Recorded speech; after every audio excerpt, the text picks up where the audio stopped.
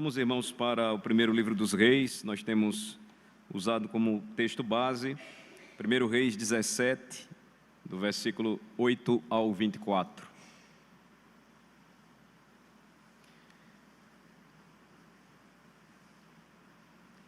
Esta maravilhosa história do profeta Elias na casa de uma viúva da aldeia, da cidade de Sarepta, e tudo aquilo que o Senhor fez na vida dessa casa, desta família, através da vida do profeta, e também como o Senhor trabalha a vida do profeta, nos oferece lições importantes sobre a doutrina da oração. Primeiro, nós vimos que a oração, ela muda as circunstâncias.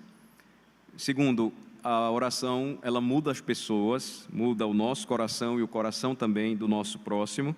E hoje nós vamos ver como também, finalmente, a oração, ela muda a Deus. Esse é um tema até palpitante, até instigante, porque é uma afirmação que não soa muito bem para os nossos ouvidos, que creem firmemente na doutrina bíblica da predestinação. Mas nós temos visto que a própria doutrina da predestinação nos ensina que tudo que Deus pré-ordena acontece numa relação de causa e efeito, ou aquilo que Ele pré-ordenou vai então passar por fases, circunstâncias, pessoas, e até mesmo o próprio testemunho de Deus, de ser bondoso, compassivo, amoroso, em perdoar e não fazer aquilo que pretendia fazer em termos de juízo, por exemplo, sobre nações, sobre homens, sobre um rei ou alguém de forma individual. E tudo isso pela simples razão de que quando Deus pré-ordena, predestina tudo, determinadas coisas acontecem na vida dos homens, e elas só acontecem quando estes oram. Ou seja, Deus pré-ordena acontecimentos que só serão abertos se os homens orarem, se a igreja orar. Por quê? Porque Ele pré-ordenou que seja assim. Aí você pode me perguntar, então quer dizer, pastor, que se a gente não orar e não pedir, não vai acontecer? Não vai acontecer, porque Deus já pré-ordenou que deve ser dessa maneira. Então, por isso que a compreensão da doutrina da oração, à luz do que diz a palavra de Deus, é de suma importância para nos mostrar algo real. E que a própria Escritura, ela nos orienta, porque é palavra de Deus, a fazer. Nós devemos fazer isso e por vezes não fazemos. Orar incessantemente, pedir, e diante das circunstâncias, nós vamos ver mais uma vez hoje, como o Senhor revela que não é desamoroso, que não é indiferente às orações de seu povo, mas Ele é amoroso, cheio de compaixão, misericórdia, bondade. Então vamos olhar novamente a passagem, e hoje nós vamos então seguir. Essa é a parte inicial do que nós vamos ver durante alguns encontros sobre a doutrina da oração. Esse tema mesmo aqui, depois nós vamos mais adiante detalhá-lo, ou seja, vamos trabalhar um pouco mais, pois nós sabemos que não é um tema fácil de se abordar e também de se refletir, mas que exige de nós, irmãos, fé. Quando a Bíblia manda que nós façamos algo, nós devemos fazer. Peçam, então vamos pedir. Batam na porta, vamos bater, pedindo ao Senhor. Busquem, nós devemos buscar. Então, isso envolve fé, que não é saltar na escuridão. É uma frase comum do filósofo Kierkegaard, que a fé é um salto no escuro. Não, a fé não é um salto no escuro. Biblicamente falando, a fé, ela é a certeza de coisas que se esperam. Hebreus 11, a convicção, ou seja, a substância, existe um conteúdo, uma base de fé, uma base na qual sustentamos a nossa fé. Por isso que eu falei na reunião passada, a importância de que nós devemos orar, e ao pedir ao Senhor algo, de que devemos fazê-lo com base nas promessas de Deus. com base na aliança de Deus com o seu povo. E aí a importância da doutrina do pacto, para nós, ensinada na Bíblia, a sua compreensão, pois o que Deus promete, ele está então agora envolvido, e ele não torna atrás, ou ele não anula a sua aliança, a atender tudo aquilo que ele se comprometeu a dar para o seu povo, de bênçãos, inúmeras bênçãos, maravilhosas bênçãos. Então, observem, versículos 8 a 24. Então lhe veio a palavra do Senhor, dizendo: dispõe-te e vai a Sarepta, que pertence a Sidom, e demora-te ali, onde ordenei a uma mulher viúva que te dê comida. Então ele se levantou e se foi a Sarepta. Chegando à porta da cidade, estava ali uma mulher viúva apanhando lenha. Ele a chamou e lhe disse: traze-me, peço-te, uma vasilha de água para eu beber. Indo ela buscá-la, ele a chamou e lhe disse: traze-me também um bocado de pão na tua mão. Porém ela respondeu: tão certo como vive o Senhor teu Deus, nada tenho cozido. Há somente um punhado de farinha numa panela e um pouco de azeite numa botija. E vês aqui, apanhei 2 cavacos e vou preparar esse resto de comida para mim e para o meu filho. Comê-lo-emos e morreremos. Elias lhe disse: não temas, vai e faze o que disseste. Mas primeiro faze dele para mim um bolo pequeno, traze-me-o aqui fora. Farás para ti mesma e para teu filho. Porque assim diz o Senhor, Deus de Israel: a farinha da tua panela não se acabará e o azeite da tua botija não faltará, até o dia em que o Senhor fizer chover sobre a terra. Foi ela e fez segundo a palavra de Elias. Assim comeram ela e a sua casa muitos dias. Da panela a farinha não se acabou, e da botija o azeite não faltou, segundo a palavra do Senhor, por intermédio de Elias. Depois disto, adoeceu o filho da mulher, da dona da casa, e a sua doença se agravou tanto que ele morreu. Então disse ela a Elias: que fiz eu, ó homem de Deus? Vieste a mim para trazeres à memória a minha iniquidade e matares o meu filho? Ele lhe disse: dá-me o teu filho. Tomou dos braços dela e o levou para cima ao quarto, onde ele mesmo se hospedava, e o deitou em sua cama.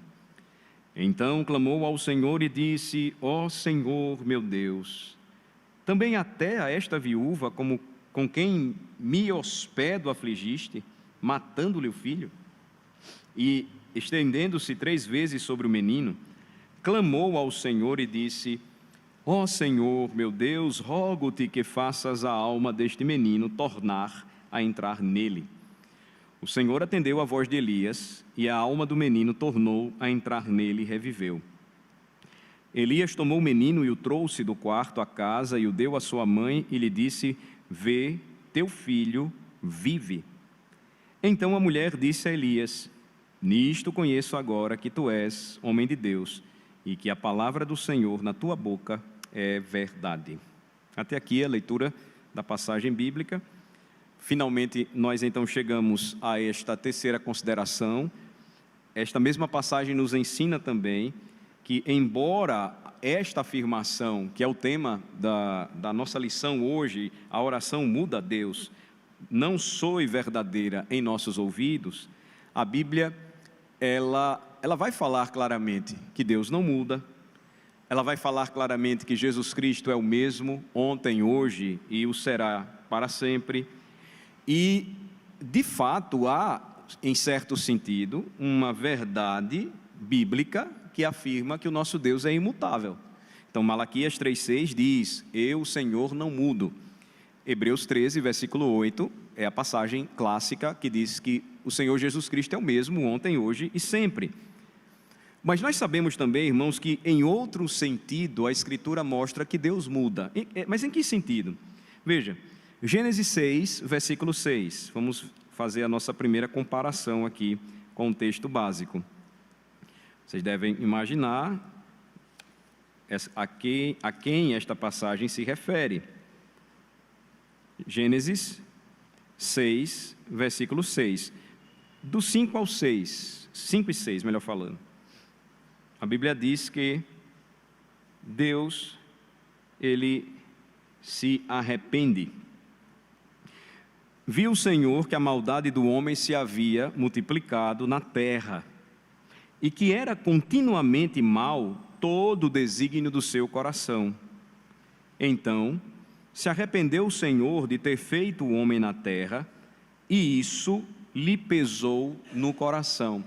Veja que interessante, utiliza-se o verbo arrepender. Moisés usa o verbo arrepender para se referir ao peso no coração de Deus por conta da corrupção do gênero humano. Pesar o coração aqui é uma referência a uma tristeza profunda. Deus ficou profundamente triste em ter feito o homem na terra. Êxodo 32, 14. Nós estamos passando aí um tempo estudando juntos esta passagem, que descreve o episódio do bezerro de ouro. Vamos lá. Êxodo 32, versículo 14. Aqui você tem também uma referência ao Senhor tomando uma atitude e mudando de ideia diante da intercessão do mediador entre Deus e o povo nesses dias, Moisés. Então, diz o versículo 14: se arrependeu o Senhor do mal que dissera havia de fazer ao povo. Deuteronômio 32 também, versículo 36. Vamos para o 5º livro da Bíblia. Deuteronômio 32, 36. Isso é importante. Veja como essas passagens elas ocorrem aqui.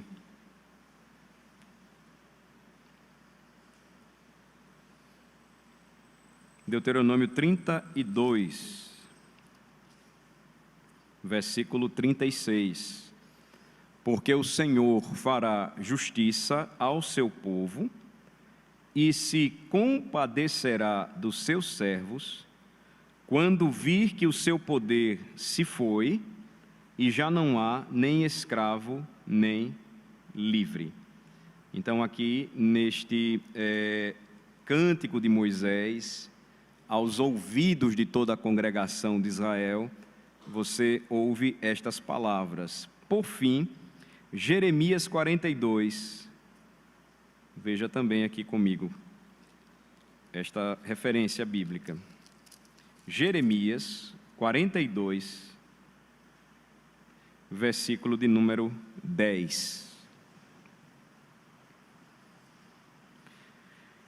Se permanecerdes nesta terra, então vos edificarei e não vos derribarei. Plantar-vos-ei e não vos arrancarei, porque estou arrependido do mal que vos tenho feito. É curioso que nesse contexto aqui, o profeta Jeremias, ele vivencia tanto o período antes do exílio e durante o exílio. Então, ele anuncia o que iria acontecer, porque o povo estava tomando um caminho totalmente mau, desobedecendo ao Senhor de forma aberrante. Então, todas as práticas dos povos cananitas haviam sido absorvidas pelo povo de Deus. O juízo então vem, porque o povo não se arrepende, e o profeta está nesse contexto, e ele ainda é levado junto com os cativos de Israel. E veja essa profecia quando diz o Senhor que não duraria para sempre o exílio do povo. Por que razão? Porque ele tinha promessas para o seu povo, e ele mesmo, diante do arrependimento, do clamor de seu povo, ele então tornaria novamente a fazer-lhe bem.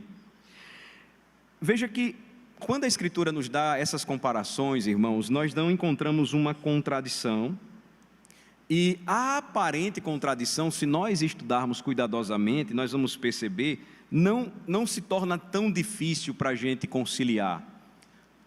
A grande questão de tentarmos relacionar a soberania de Deus e a responsabilidade humana, os decretos eternos de Deus e como Deus os executa, e como dentro desses decretos estão incluídas as nossas orações. Isso é muito importante, porque isso vai mover o coração do povo de Deus, a oração, porque este é o desejo de Deus, que o seu povo ore. Vocês lembram do livro das Crônicas?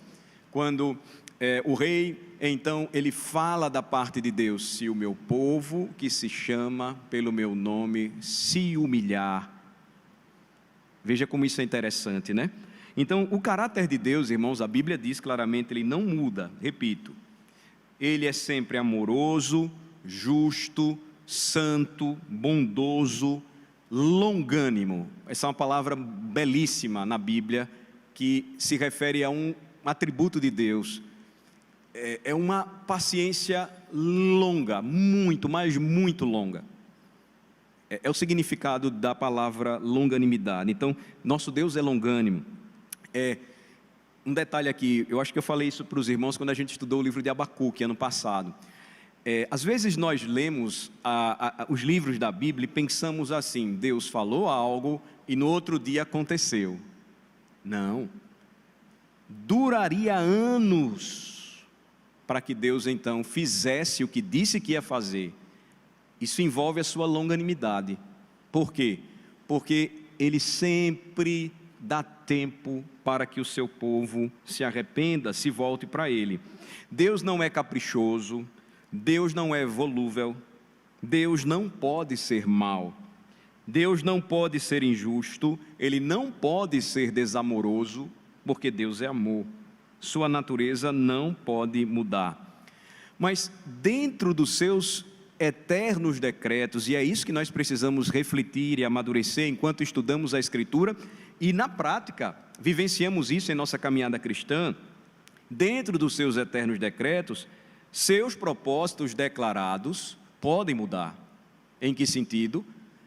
No sentido de que não fogem do que Deus já decretou, mas estão sabiamente engrenados e só se desenvolvem ou desengrenam e começam a funcionar, porque Ele mesmo assim determinou, através da oração, ou por meio da oração. E eles de fato mudam, como nós vimos em Gênesis capítulo 6. Primeiro eu dei uma referência para vocês de como o Senhor ficou muito triste por ter criado o homem, não é? Esta é uma das provas mais poderosas do que eu estou falando aqui. Gênesis 6, nós lemos que o Senhor olha para a terra, nos dias de Noé, e Ele fica muito, mas muito triste com a situação do homem, a humanidade criada por Ele. E Ele estava entusiasmado, nós percebemos isso no início do livro de Gênesis, quando Ele criou o homem, porque ao coroar a criação no sexto dia, com a criação do homem e a mulher, Moisés registra que Deus disse que aquilo era muito bom.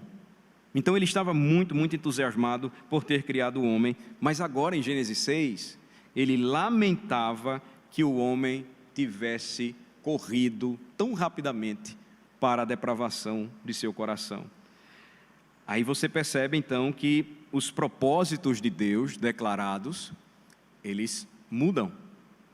Ele viu o que Ele fez, a obra dele era muito boa, e agora Ele havia decidido destruir os homens nos dias de Noé, por conta da condição humana de depravação, de desobediência, de rebelião para com o Senhor.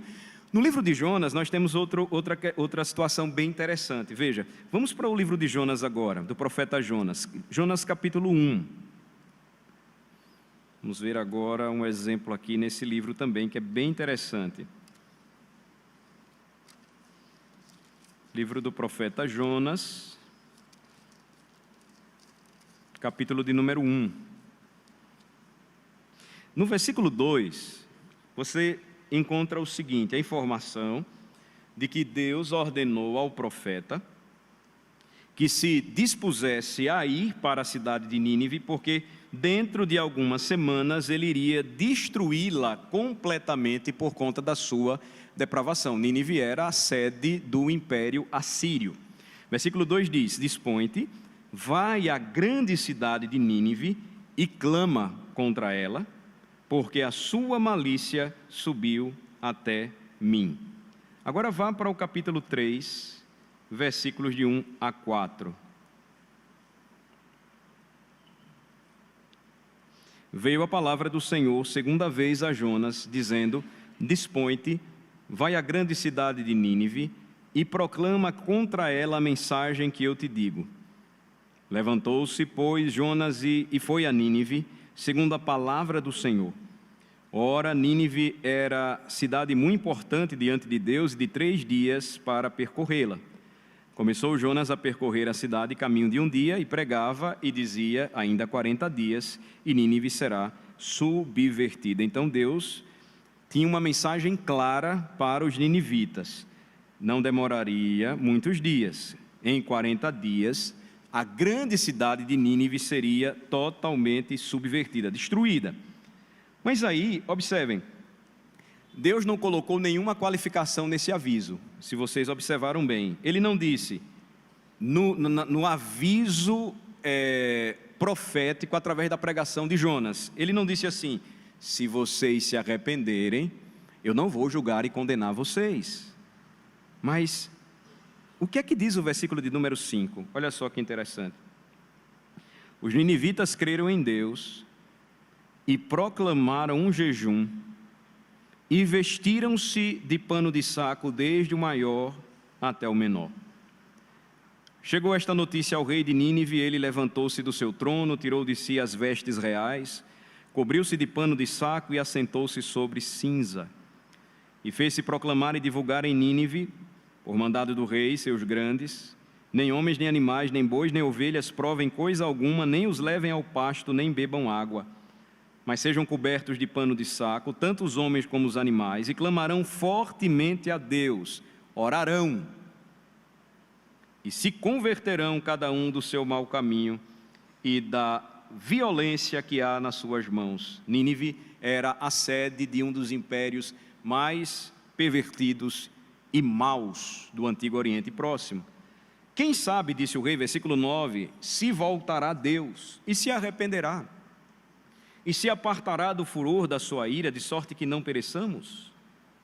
Então, eles se arrependeram, e Deus então o que fez? Os destruiu. Versículo 10. Viu Deus o que fizeram, como se converteram do seu mau caminho, e Deus se arrependeu do mal que tinha dito lhes faria, e não o fez. Eles se arrependeram, e Deus não os destruiu. Deus disse que iria fazer algo, e então aqueles homens, mulheres, do rei até o mais simples, incluindo até os animais, em todo aquele ato de profunda penitência. Os animais não tinham nada a ver, mas a reação de que toda uma nação estava agora prostrada e temerosa do juízo vindouro de Deus. Eles abriram então, os homens, as mulheres, os filhos e os pais, os seus corações diante de Deus, e ele então mudou de ideia. Veja, ele se arrependeu do mal que tinha dito lhes faria, e não fez. Isso acontece, irmãos, repetidas vezes na Bíblia, tantas vezes na verdade, que nós temos uma prova de como o Senhor nos ensina em nossas orações a sempre dirigi-las pedindo ao Senhor que tenha misericórdia de nós, pois Ele sempre atenderá a confissão sincera de pecados de seu povo, quando este povo abre sua alma perante Ele, e até mesmo pecadores sinceros e humildes, como os ninivitas, porque houve verdadeiro arrependimento em seus corações, e o Senhor então revelou deleite, prazer, não em destruí-los, mas diante da mudança de seus corações, da oração sincera diante de Deus, ele resolveu perdoá-los. Isso é tão sério que, quando o Senhor falou do juízo vindouro para Jerusalém de seus dias, ele falou em um dos seus sermões, vocês devem lembrar, está lá no Evangelho de Mateus, que essa geração de ninivitas, no dia do juízo, se levantará com ele e conosco para julgar todos aqueles que rejeitaram a Cristo. Então, irmãos, esses são exemplos que corroboram com o grande exemplo que está em nosso texto maior, que é o do primeiro livro dos Reis. Lá nós lemos nos versículos 20 e 21, lembre-se, que Elias clamou 2 vezes ao Senhor. Então, não foi algo silencioso, mas foi como esse clamor aqui dos ninivitas, para que o Senhor atendesse a sua oração. E no versículo de número 22, então, observem lá em 1 Reis, diz que o Senhor atendeu a voz de Elias. O Senhor escutou ou ouviu esta oração cheia de fervor, temor e tremor e humilhação, dependência total de Deus, para que o seu pedido fosse aceito, ou seja, que o menino revivesse. E aí o final do versículo 22 diz: e a alma do menino tornou a entrar nele e reviveu. Esta passagem de 1 Reis 17, irmãos, somada às outras referências aqui que eu citei, implica em algo muito importante para a nossa fé. Veja que no caso de Elias, ele estava diante de uma situação em que o próprio Deus já levava o filho da viúva, já havia tomado para si através da morte. Ele o levou de fato. Nós sabemos que quando alguém morre, a alma se separa do corpo, o corpo volta para a terra e agora a alma, ela se encontra com o Senhor. Mas esse era o seu propósito implícito, veja só, porque Elias diz claramente que o propósito de Deus, na verdade, era levar o profeta a orar, porque diante de todo esse contexto, pré-ordenado estava que o profeta orasse e pedisse, e o Senhor atendesse a sua oração, e então o menino revivesse, o filho da viúva revivesse. Aqui Elias ora, e veja, a oração que o profeta faz, muda o propósito de Deus, de levar aquele menino, e agora ele diz: não, eu vou devolvê-lo para sua mãe. Veja, às vezes parece estranho para a gente entender como é que isso funciona, mas é preciso olhar para as passagens bíblicas e descansar no fato que Deus decreta todas as coisas para que elas ocorram, elas aconteçam assim. Pense quando você está se preparando para fazer uma cirurgia e você pede para a igreja orar. É uma cirurgia delicada, você não sabe se vai entrar no centro cirúrgico, você não sabe se você vai sair de lá vivo, e então você ora, a sua família ora, a igreja ora, e o pedido é um só: que o Senhor cure a sua vida, o cure dessa enfermidade, e você saia daquele hospital bem. Deus então atende a oração do seu povo, e Ele usa a cirurgia, Ele usa as mãos dos médicos, Ele usa os medicamentos, Ele usa toda aquela situação para atender o propósito que se abre quando a igreja intercede e ora. Então, veja como até nas mínimas coisas, irmãos, o Senhor nos ensinou a orar e pedir assim. Nós é que somos nós somos excessivamente autossuficientes. Nós temos a facilidade de colocar a nossa esperança no trabalho, a gente tem a facilidade de colocar a nossa esperança no dinheiro que nós temos, ou na herança que recebemos, ou na estabilidade que temos, na saúde que possuímos, e nós sabemos que de repente tudo muda. de repente tudo muda. Quantas histórias nós não ouvimos de pessoas que vão para casa, saem de casa para o trabalho e não voltam vivas para o braço dos seus, para os braços dos seus. Às vezes você recebe a notícia e eles voltam num caixão. Os pais que já perderam, os filhos sabem do que eu estou falando. Filhos que perderam bem novinhos os seus pais sabem do que eu estou dizendo. Você tem a sua mãe, ela visita você, você está na casa de parentes, ela sai com seu pai e depois a notícia vem, sua mãe morreu. Mas ela estava bem, o que foi que aconteceu? Ela morreu? Ou seja, nós precisamos entender a necessidade de compreender esta doutrina para que busquemos mais o Senhor em oração, revelando a nossa total dependência dEle, sabendo que as coisas não acontecem, as circunstâncias não mudam, o coração das pessoas não são transformados, nem mesmo Deus decide não fazer o mal que pretendia fazer, porque nós merecemos, mas por misericórdia nos abençoa, não é porque tudo isso depende de nós. Mas mais uma vez nós lembramos que nós dependemos inteiramente daquele que nos ensinou que nenhuma folha sequer cai de uma árvore sem o seu consentimento. Que nenhum fio de cabelo da nossa cabeça cai sem que Ele não tenha autorizado. Sem que Ele não tenha autorizado. A Bíblia deixa claro, então, irmãos, caminhando aqui para o final, que a oração, da maneira como Deus determinou, estabeleceu, nos entregou como meio de graça, em seus propósitos santos, deve ser usada, e nós devemos entender isso. Nós não receberemos nada de Deus se não pedirmos. E se a oração tem esse propósito, como nós estamos aprendendo, e se isso for verdade, então nós deveríamos ser muito mais ousados na oração do que somos.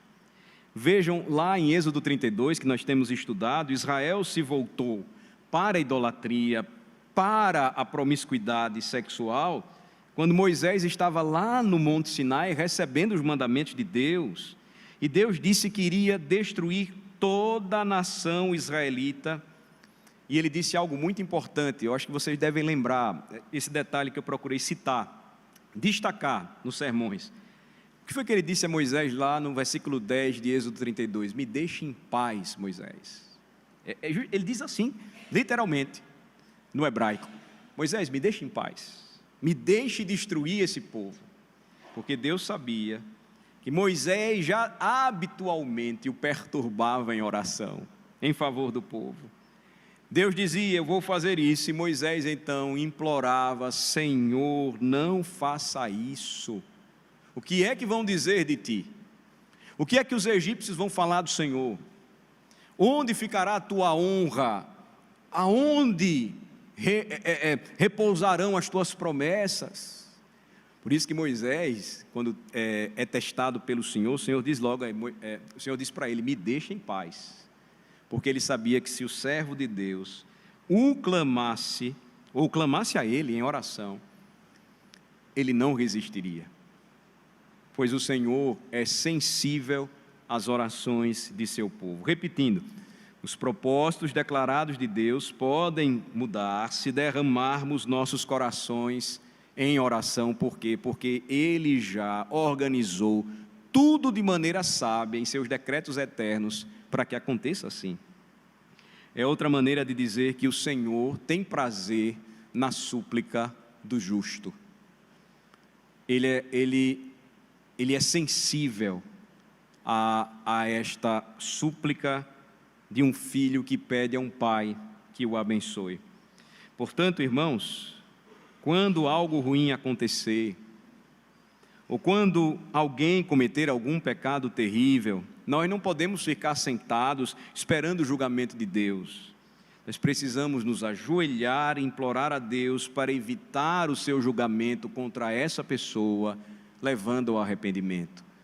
pode ser alguém muito próximo a nós, pode ser o nosso cônjuge, pode ser o nosso filho ou os nossos pais.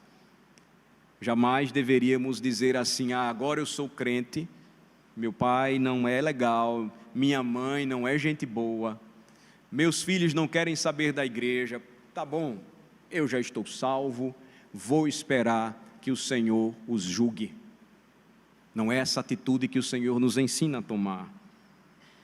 Veja, Deus nunca quebrará, irmãos, suas promessas para nós, mas Ele sempre estará aguardando, atento, como um pai amoroso, bondoso, misericordioso, que seus filhos orem, a fim de que Ele possa atender os seus propósitos que se destravam por meio da oração, porque Ele determinou, repito, que fosse assim. Nunca pense que a sua oração não pode tocar a Deus, que não pode levá-lo a essa atitude tão amorosa e misericordiosa, pois é o que Ele tem feito por nós constantemente, irmãos.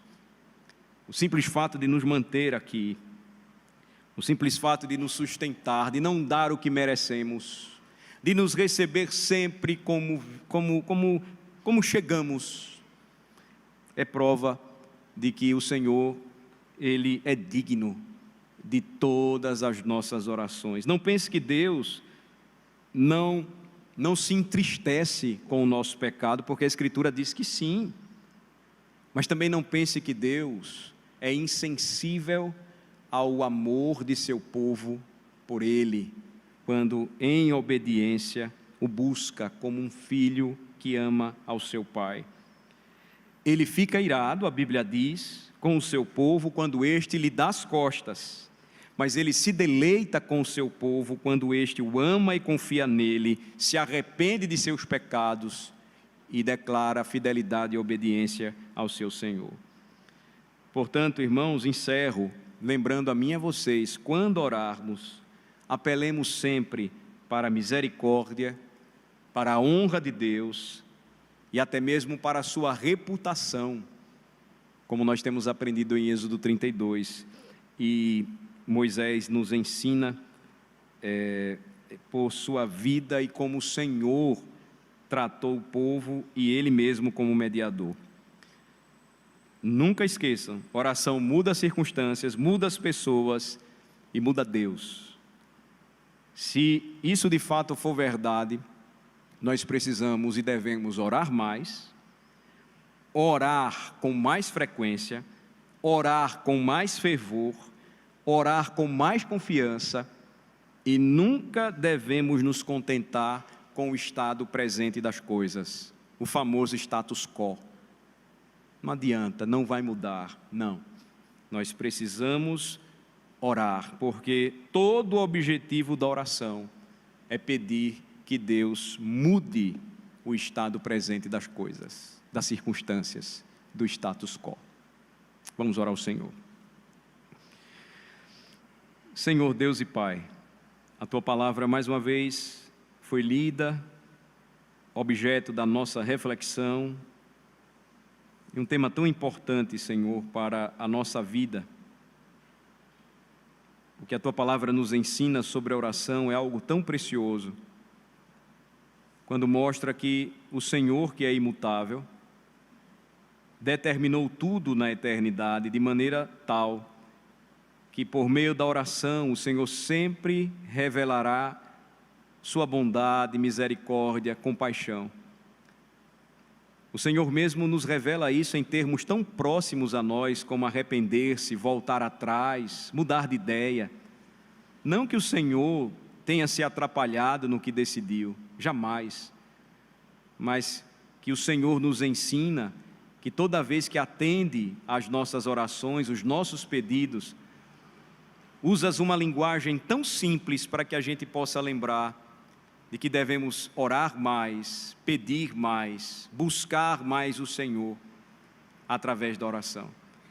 Agora, ó Deus, quando vamos orar, interceder juntos, que a nossa mente se foque nisso, que o nosso coração inclinado para o Senhor busque fervorosamente por isso, pela conversão dos nossos entes queridos, cônjuges, filhos, pais, amigos, que nós oremos para que o Teu Evangelho se espalhe cada vez mais em nosso país e no mundo, que possamos pedir mais e mais tudo isso, Senhor. Que possamos pedir fervorosamente por nossos irmãos, amigos, familiares que estão passando por lutas, tribulações, que estão enfermos e precisam ser curados, que estão distantes e precisam ser convertidos ao Senhor, porque a Tua palavra foi semeada em seus corações, que possamos pedir mais por isso, Senhor. Ajuda-nos a realmente colocar a nossa fé em prática, quando declaramos através da oração que não há outro Deus além de Ti, e não há outro mediador tão maravilhoso que deu a sua vida por nós e que intercede por nós incessantemente do que Cristo Jesus, pois Ele é único. Em nome dEle é que nós oramos e humildemente Te agradecemos por tudo isso. Amém.